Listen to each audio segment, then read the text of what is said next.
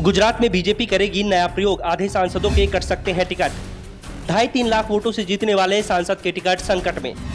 विधानसभा चुनाव की रणनीति के आधार पर बन रही है लोकसभा चुनाव की रणनीति। बीजेपी की प्रयोगशाला बन चुके गुजरात में बीजेपी एक और प्रयोग करने की तैयारी में है। इस बार प्रयोग लोकसभा चुनाव के लिए किया जाएगा। सबसे पहले तो प्रदेश बीजेपी अध्यक्ष सी.आर. पाटिल अपनी टीम में बदलाव करने की तैयारी में है। संगठन से कई लोगों की छुट्टी करने की तैयारी है।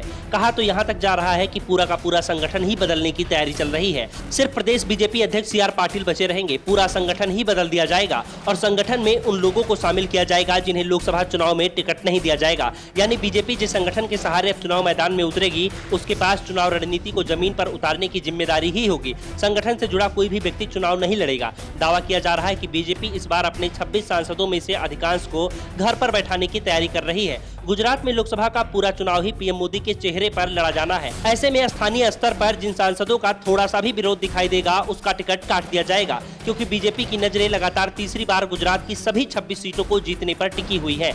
जिन नए चेहरों को मौका दिया जाएगा, उनमें सिर्फ एक ही चीज देखी जाएगी और वो है जातिगत समीकरण। जातिगत समीकरण में अगर विपक्षी दल का कोई भी नेता फिट बैठता दिखाई देगा, तो उसे भी दल बदल कर पार्टी में लाने की तैयारी की जा रही है।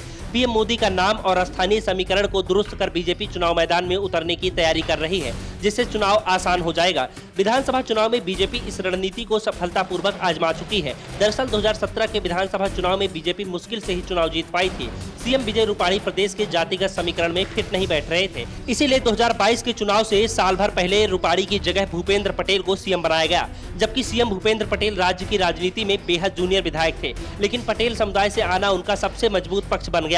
बाकी का काम पीएम मोदी के चेहरे ने कर दिया। असर चुनाव परिणाम में दिखाई दिया और बीजेपी ने रिकॉर्ड तोड़ जीत हासिल कर ली। 182 सदस्यों वाली गुजरात विधानसभा में बीजेपी ने 156 सीटें हासिल की। ये बीजेपी की ही नहीं बल्कि किसी भी पार्टी की गुजरात में सबसे बड़ी जीत थी और अब एक बार फिर से बीजेपी इस रणनीति पर काम करती हुई दिखाई दे रही है।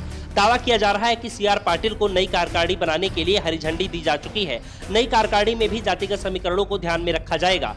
पटेल कोरी के साथ साथ क्षत्रियों और दूसरी जातियों को भी उचित जगह दी जाएगी। 17 सितंबर के बाद गुजरात की नई टीम का ऐलान हो जाएगा। संगठन की नई टीम घोषित होने के बाद मुख्यमंत्री भूपेंद्र पटेल की कैबिनेट बदलाव संभव है।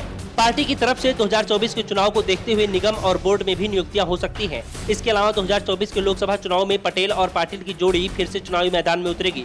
प्रदेश की सभी 26 सीटों पर गुजरात का नेतृत्व कमान संभालेगा, तो वहीं दूसरी ओर प्रधानमंत्री नरेंद्र मोदी और गृह मंत्री अमित शाह ज्यादा वक्त देश के दूसरे राज्यों में देंगे। ऐसे में पार्टी की कोशिश है कि उन सांसदों को रिपीट न किया जाए जिनकी छवि कुछ कारणों से जनता के बीच ठीक नहीं है। दरअसल बीजेपी को इस बार एहसास है कि मुकाबला कांग्रेस और आप गठबंधन से हो सकता है। इस बार वोटों का बंटवारा नहीं होना है। बीजेपी विरोधी वोट एक साथ ही जाना है, लेकिन बीजेपी का दावा है कि उसके टारगेट पर 50 से बल्कि 60% वोट है।